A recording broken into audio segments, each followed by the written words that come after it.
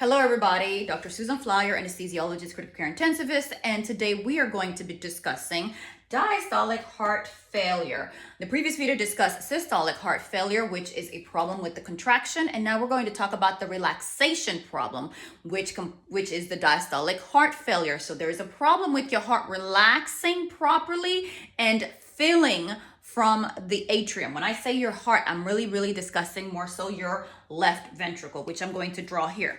Okay, so the pathophysiology is different because we're going to talk about concentric hypertrophy versus eccentric hypertrophy. Okay, hypertrophy meaning an enlargement of the muscle. We're talking about the left ventricle, so an enlargement of the left ventricle. So this is your left ventricle. Okay, this is me drawing. That's why I stole this. Okay. So this right here, okay, as you can see on the diagram, left ventricle, okay? And let's just say this is the normal thickness of the left ventricle. Now, when patients start developing diastolic heart failure, okay, what happens is you end up with concentric hypertrophy. So if this was a normal thickness, now the thickness gets larger, okay? The thickness gets larger. And actually, the chamber size also gets a little bit smaller, okay? Kind of like you go to the gym and you're working out your muscles, right? So you're going to end up with a larger wall, a thicker wall, okay? And a smaller diameter inside the ventricle. This is concentric hypertrophy. It's all the way around, it's thicker versus eccentric, where if this was your left ventricle, okay, and this is the normal, let's just say this was your normal wall that you started out with. In eccentric, what's going to happen is actually you end up having a thinner wall, okay, if you can see that, okay? You end up basically over time having a thinner wall. So this is what happens with systolic problems versus diastolic problems. Systolic heart failure versus diastolic heart failure, okay? So the problem, the difference in how the heart handles this is a pressure situation. This is the heart muscle growing stiffer, growing bigger in order to accommodate larger pressures, where this is a volume issue, okay? So the heart muscle gets thinner because over time it's exposed to a larger amount of volume. And then you have what's called eccentric hypertrophy. So let's talk about one of the most common causes for diastolic heart failure, which is uncontrolled hypertension over time. So what's going on with the left ventricle? As you can see here, the pressure, the aorta and the left ventricle, the systolic pressures are about 120 during systole.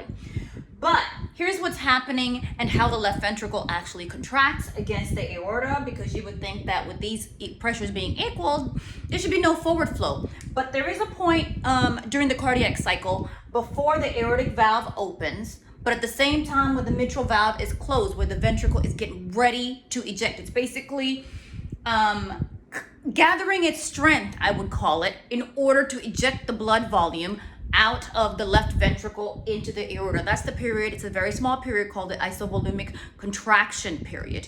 And that's against closed valves in all areas. The aortic valve is closed, as well as the mitral valve is closed. So you're generating a high pressure in your ventricles right before the aorta opens.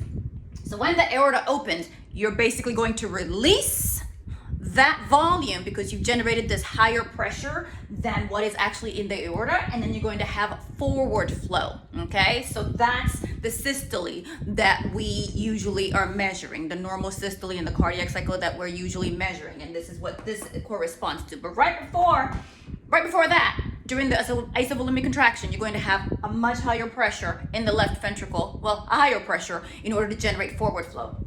So what happens though if your left ventricle is used to seeing higher pressures than this 120 that comes out of the aorta, okay? What happens over time? Over time, like I said, you're going to have a response where your left ventricle grows, just like going to the gym and increasing your load.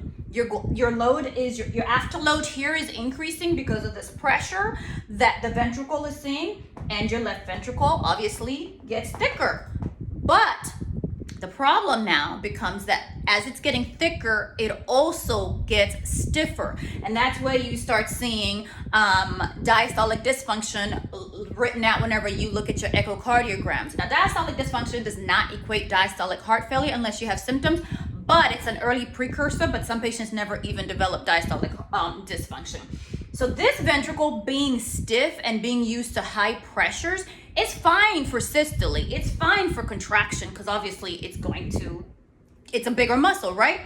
But the problem with diastole is instead of it, just because it's not a normal size anymore, instead of it nice and relaxing and accepting the blood from your left atrium, it's going to require higher pressures to accept blood from your left atrium because it's stiff.